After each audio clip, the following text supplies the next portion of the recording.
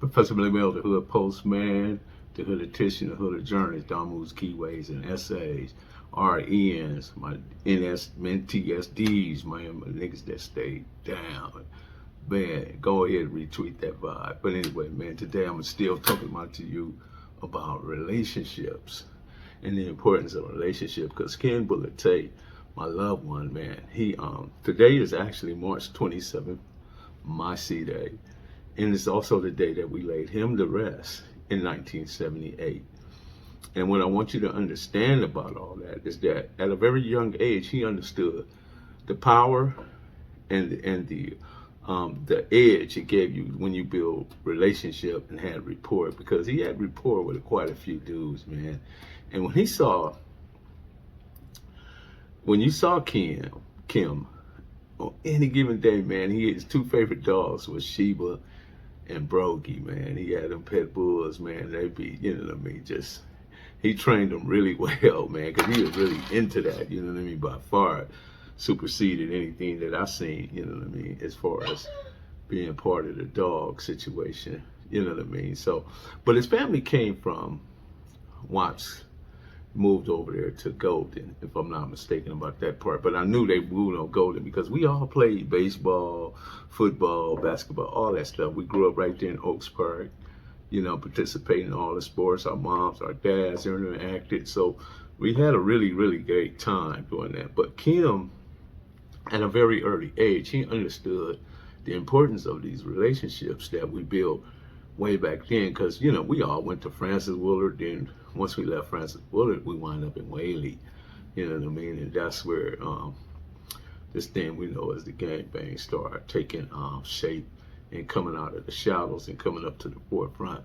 So, but today I want to talk about him, you know, my birthday, my C day, his day of resting in heaven, you know what I mean? It's kind of difficult to talk about these things, but yeah, they're important because it shows his leadership ability and his quality to be a better person, you know what I mean? And his life was cut short, you know, by mistake. It wasn't, you know what I mean? Because a lot of people think that, or thought that, you know, that the Pyrus did him, but no, that didn't happen to him at all. But we're going to get to that point. I just want to talk about, you know what I mean, him for a moment. You know, there was a time, man, at 17, just think about this for a moment, man. He actually, well, shout out to Ruff and shout out to Bay Rob, shout out to Naris and shout out to Stacy. Those are his siblings. Shout out to Miss Tate, rest in peace. Let me do that first, then we'll get to Kim. And he had a twin, which was Ken, you know, arguably one of the strongest men in the state of California during his time, you know what I mean? So we got to give him his props too as well. So Kim grew up on Golden, and what he witnessed before the Santana phenomenon, he witnessed both Oaks Park and Midtown arguing back and forth. So he decided he didn't want to have nothing to do with that, you know what I mean? So he created his own thing, which became Santana. He took the name from the Ultimate Santana off the album, you know, Carlos Santana. That's where the name came from. And he built from there. You know, some of his first group was Alan D, Jeffrey Brown and his little brother, Teddy, Roddy Butler, Andre Butler, you know, just to name a few. And there's others. There's Pee Wee, there's Perry, you know, Pat Rat, you know, of course, you know, Big Rob. Those were some of the earlier guys that accepted the SBC before all the rest of us joined in. And it wasn't until we lost Bullet and Boo Boo that everybody, from whether you was Midtown or Oaks Park, became a part of Santana. So, one interesting story, man. Bullet, man.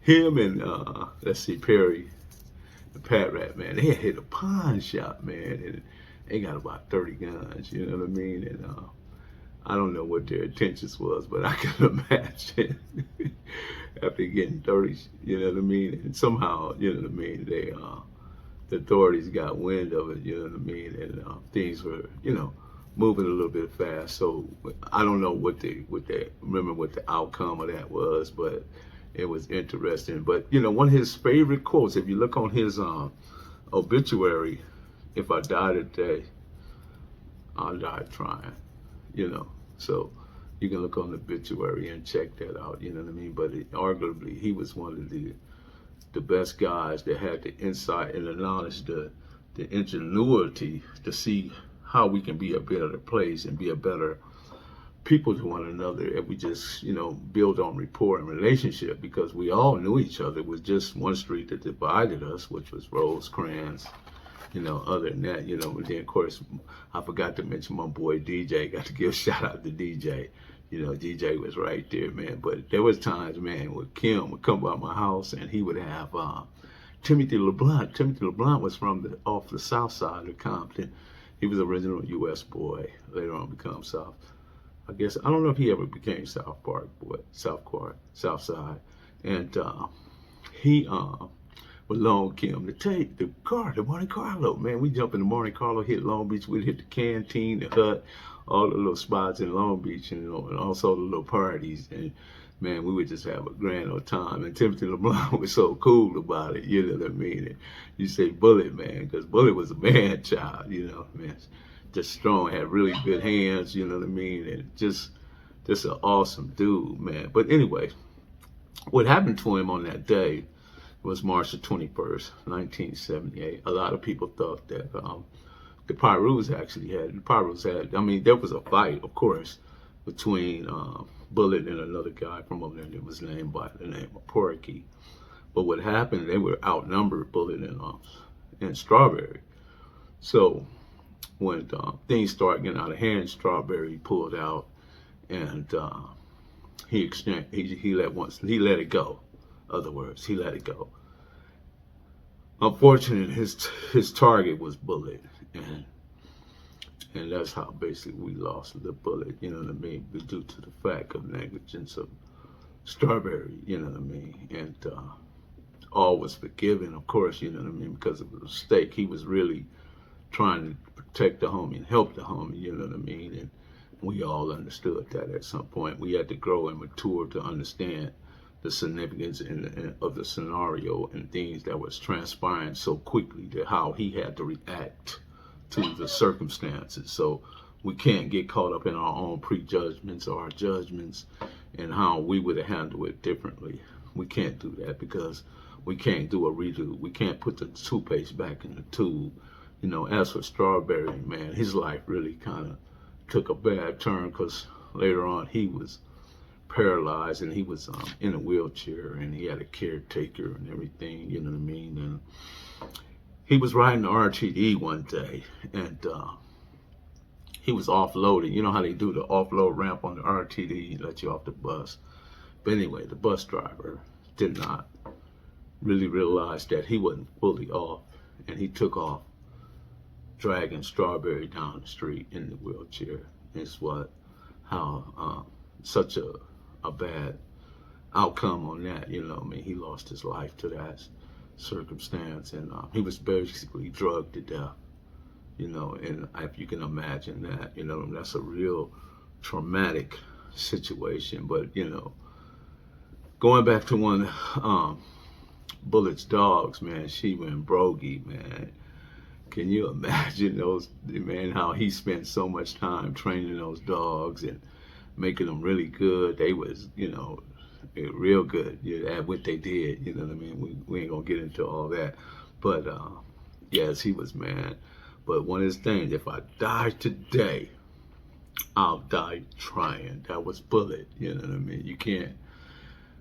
You can't take away from who he was as an individual and how smart he was, you know what I mean? We had quite a bit of intelligent people over there, that really stood up, man, and when it came time, then they showed out, and he was one of them, man, because he was a pioneer. He was a person that built, and he was a builder, and he had vision, so we got to give him his props, on this day, which happens to be my C-Day, March the 27th, and shout out to his family, got a great deal of love for them, and they have a great deal of love for me and my family, you know what I mean? Because back then our families built, even as you go back and look at Reggie Hicks and Freddie Hicks, they played baseball, and they was from the other side.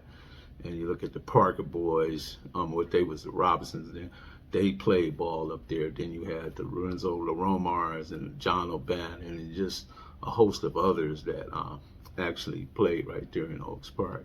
You know what I mean? When we didn't set up all these differences and boundaries amongst ourselves, you know what I mean? Only limitations black people really have are the ones that place on themselves or allow others to place on them.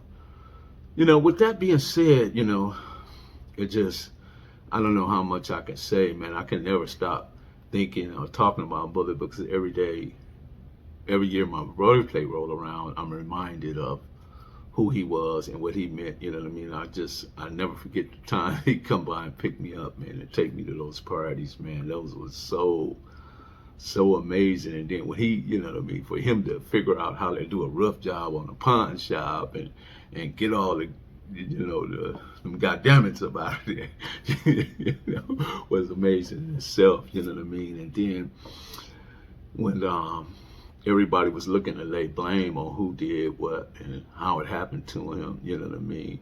Miss Tate had the maturity and the insight and the mental fortitude to say, hey, wait a minute, we can't just go around blaming people, you know what I mean? We don't know what happened at the beginning of it.